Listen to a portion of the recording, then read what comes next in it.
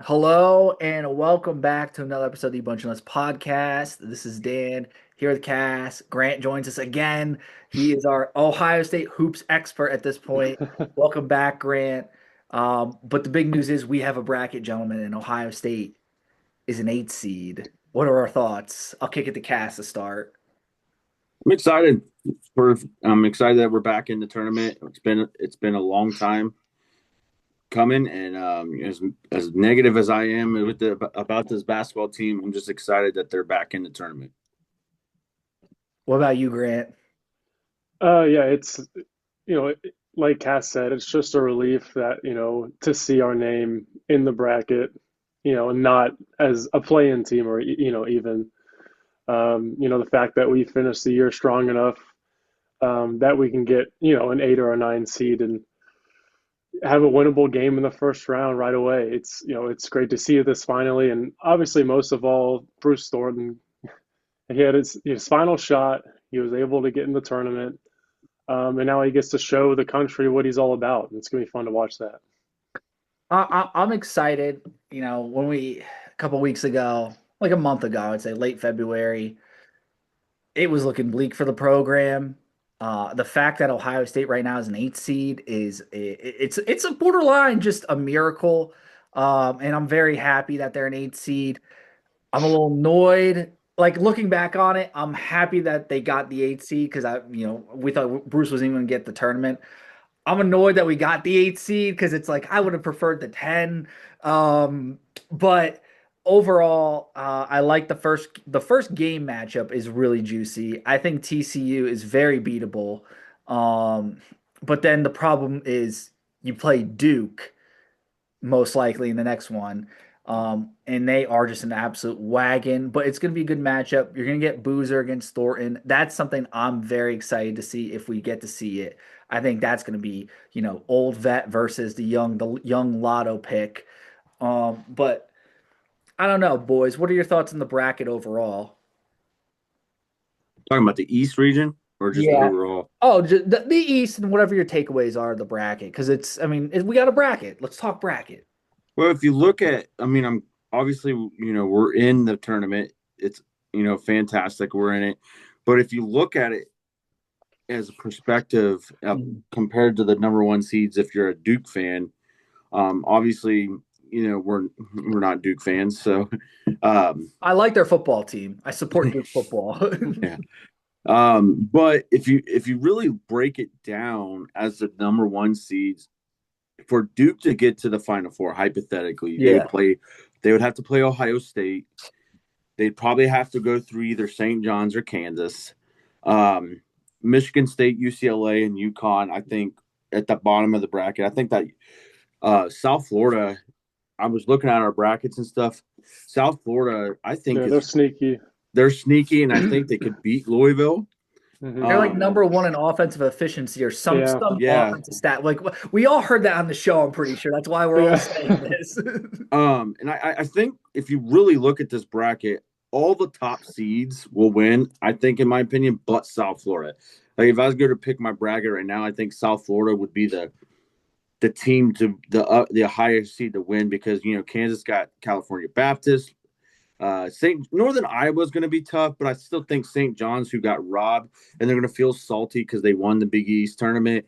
And UConn sitting there at the two seed, and they're at the 5. So I think St. John's is going to come ready to play and be salty. Michigan State is salty because they got bounced early. And then UCLA, I think, is got a good match against UCF, but I think UCLA is a better basketball team. And then, of course, UConn. I know they lost by 20 to St. John's, but UConn's one of those teams that are hit and miss. So I if Ohio State can get past Duke, they got a real shot at maybe getting to the Final Four. I mean, if they play Kansas, Darren Peterson might not even play. He might just be like, I'm good. Big game, I'm good. Grant, what were your thoughts on the bracket? Well, in the East region specifically, I mean, you could call it the Beast region. I know people are probably already doing that on Twitter, but I mean, I feel it's whoever comes out of this is going to be uh, very seasoned. yeah, I mean, like Cass said, there's, I mean, blue blood after blue blood. after underrated blue blood, with the Michigan States and the UCLA and the St. John's, these teams that kind of get a little bit slighted or are coming on late in the year, but have all the talent in the world and great coaches. And that's before we get up to the top, like you said, and if we win our game, we get to face Duke, if you're Ohio State. Um, so the region, it's a very tough region. And like you said, whoever comes out of this even makes it to the Elite Eight. There's gonna be some really, really good teams. I think, I mean, my takeaway from the whole bracket itself were two things. My one thing is I don't understand the anti like the anti bias against the Big East, because I feel like the Big East is the best basketball conference consistently. They only get three teams in, but all three teams they get in are pretty good. Like it's UConn, St. John's, Nova. I just don't understand how that conference only manages to get three teams in, because I feel like all three of those teams are definitely a threat to make the Sweet 16. Um, but my other takeaway was, my Lord, Michigan got the easiest schedule I've ever seen. Yeah, So after losing the championship game, yeah, it's like, I yeah. mean, Yaxel, he hit the big shot against Wisconsin, but he's looked human again. Mhm. He and they don't. I feel like they don't shoot the three ball well right now, Michigan, and they're missing their guard. But they're going to play March 19th, to be determined, because they're playing one of the 16 seeds who don't even just travel right to the game. They got to play in the first four. So that's obviously a no-brainer, 40-point win for them. Then they're going to play the winner of Georgia St. Louis. I think they would beat either of those teams.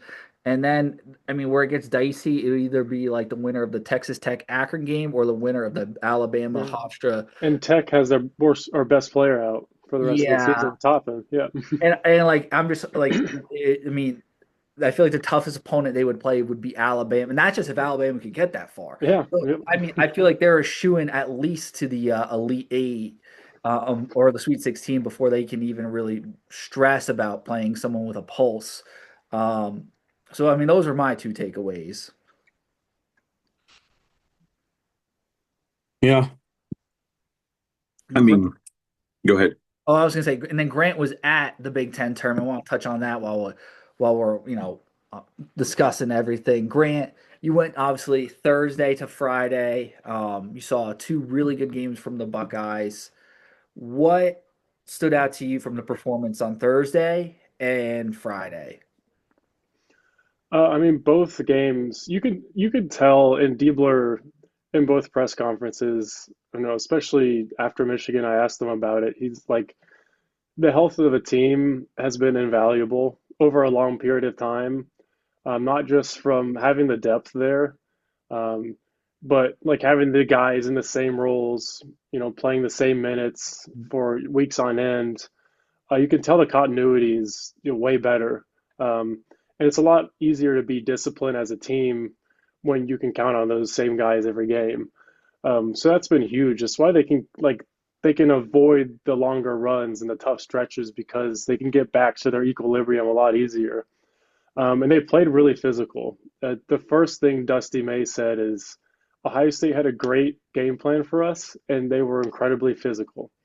Um, so that's two things when you're heading into the tournament that are also going to be very invaluable for Ohio State. So I think there was a lot to be proud of and to look forward to with this team.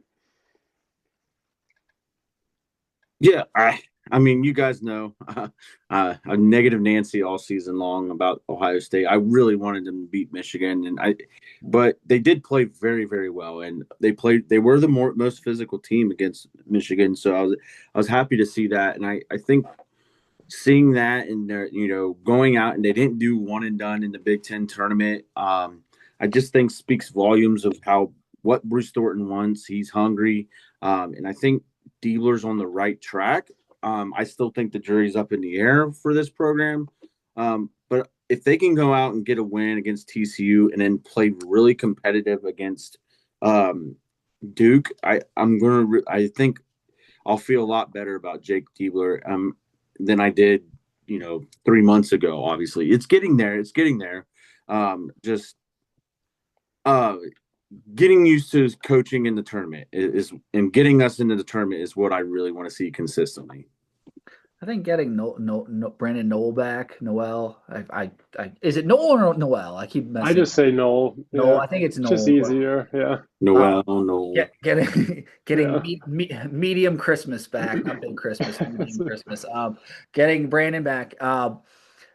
I think we saw it against Michigan. I think he was a factor against teams with size and people. We didn't get the Florida matchup, but I against a team like Florida, he would be interesting just because he can really match up with those good power forward, small forward, front court players. Noel, and it allows Bynum and the other guys to play more free, not worry about fouling out.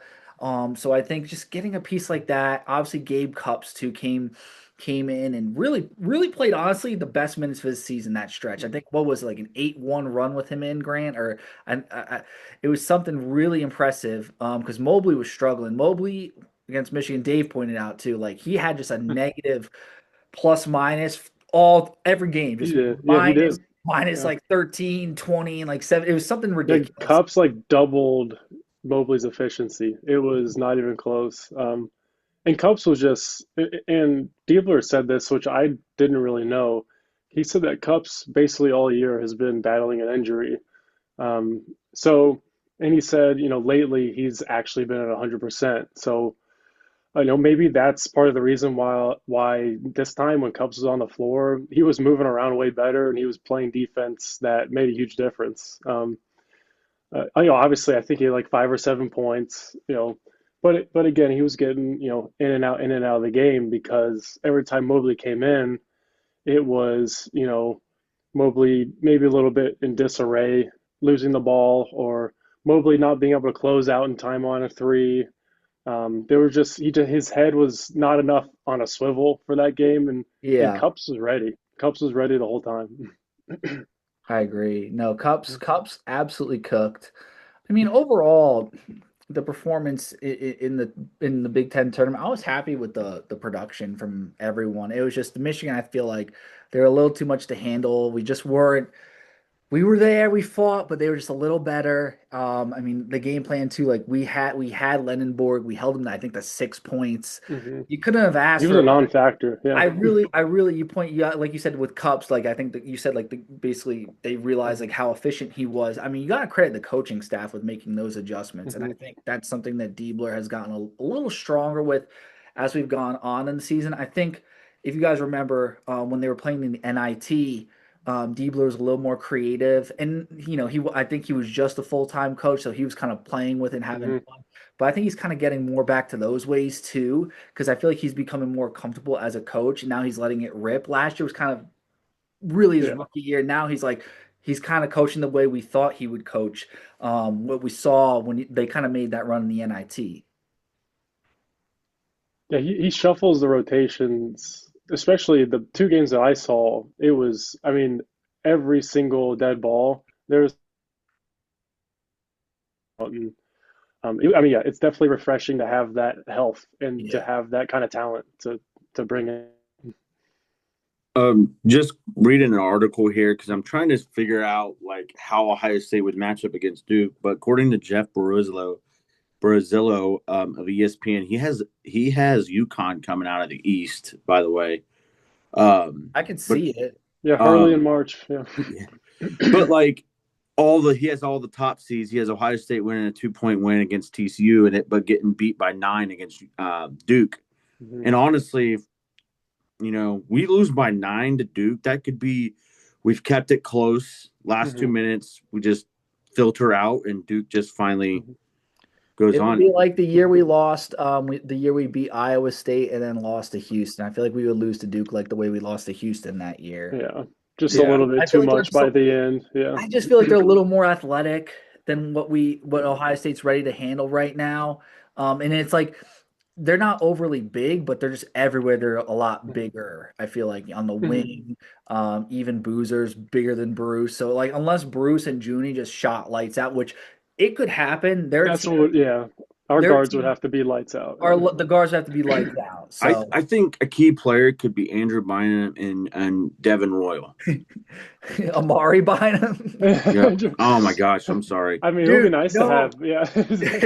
Yeah. At the game, Amari Bynum. people were calling him Andrew Bynum's son. I'm not even kidding. Yeah. Like, that's Yeah. a thing. I I don't know. would think that if I didn't know, I would be, oh yeah, No, people actually said like, "Oh, that's Andrew Yeah. Bynum's son." I'm like, it's not Andrew Bynum's Yeah, son. No, yeah. I think Amari Bynum's going to be the key factor for Ohio State. He's long, he's athletic, he's big. Yeah. He's a Um, stretch guy for sure. and Devin Royal too. Can Devin Royal hit some shots down the stretch? Um, I think against TCU, I think we just match up well. I think our guards are better. Obviously, I think the good thing about Ohio State going into this year, if we want to make a Sweet 16, we are older than Duke. Like we could, are we as talented as Duke? No, but I think our roster when it comes to having Devin Royal, Mobley, and Bruce Thornton especially, and Christoph Tilley and Brandon Nowell, we're older. Like we're older, so like And it, Duke's a little beat up too. yeah. Even the committee was talking about it.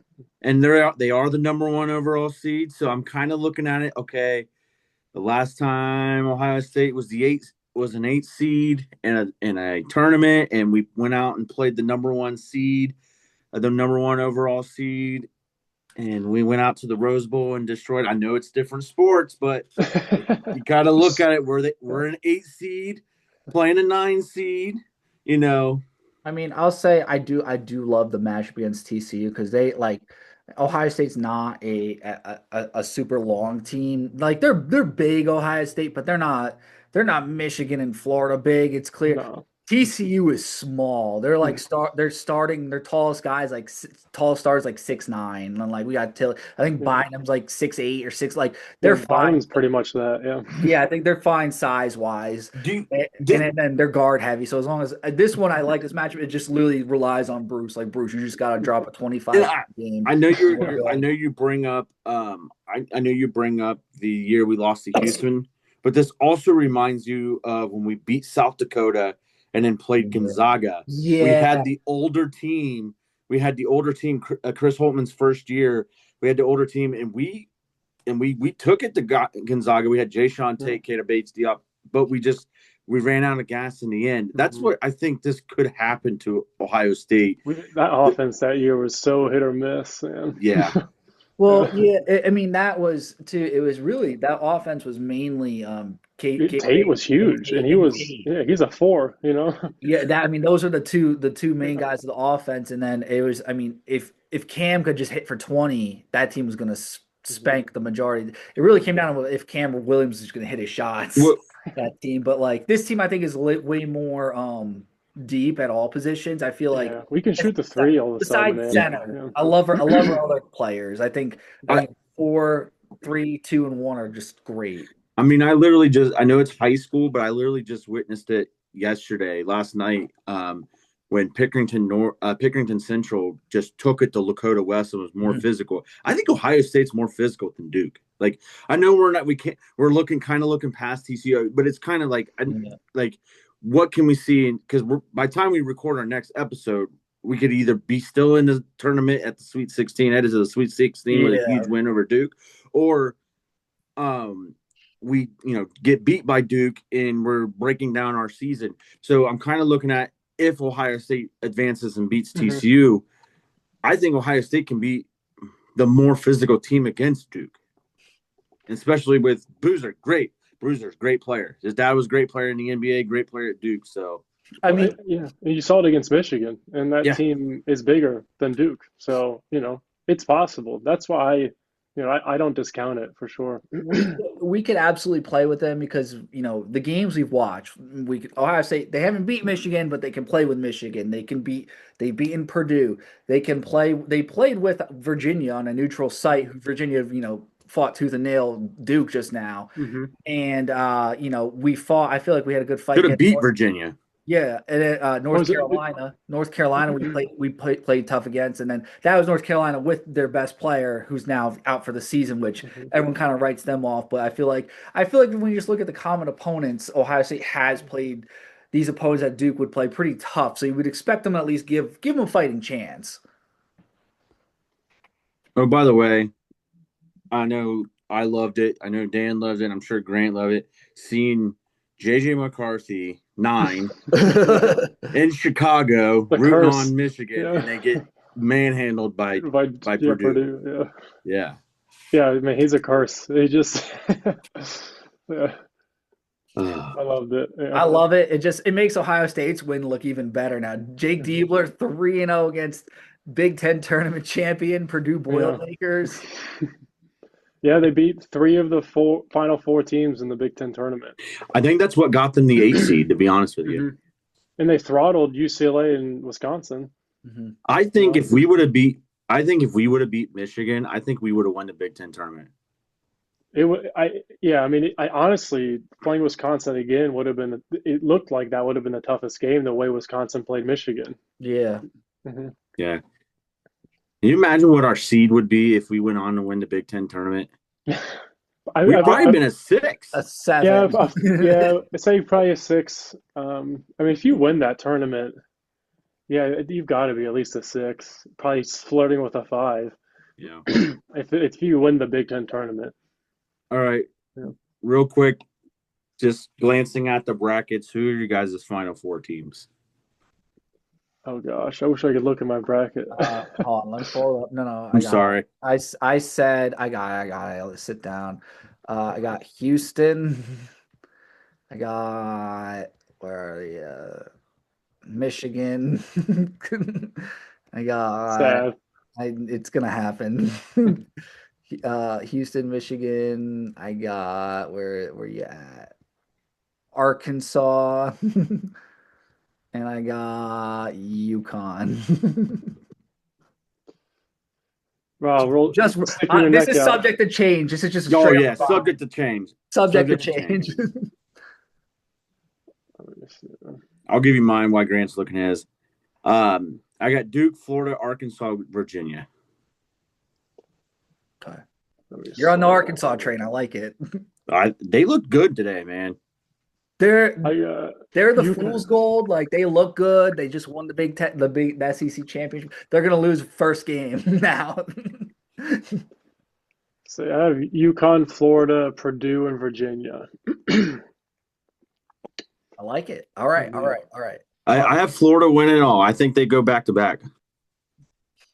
So I think that's who I picked too. I got UConn. But UConn, I was very close. I mean, Hurley, I don't know. It's hard. It's hard. That's why it's March Madness. But yeah, Subject to change. yeah. I have Texas moving on as the only play-in 4 seed, the play-in team moving on. I don't got any of them. And I also have Akron winning their first game. Yeah. I think I'm on that train. I think Akron's really dynamic, and they're 3-time MAC tournament champions in a row. They're legit, and they got Mahaffey and Bowen Hardman. Sign me up. Yeah. But that's I love this time of year, man. It's the best. It's Star Sports, and we're in it, man. It just makes it even better. You made it, man. Grant, thank you for coming on. Cass, thank you as always. Thank you for everyone for listening to another episode of the Bunch of Nuts podcast. Check out forevergameday.com for a shirt, promo code NUT. And also we might be doing a bracket. I don't know. Keep your eye out on Twitter. That's all I got, though. Go Bucks. Head to Hoggies. And Hoggies, great barbecue. So good.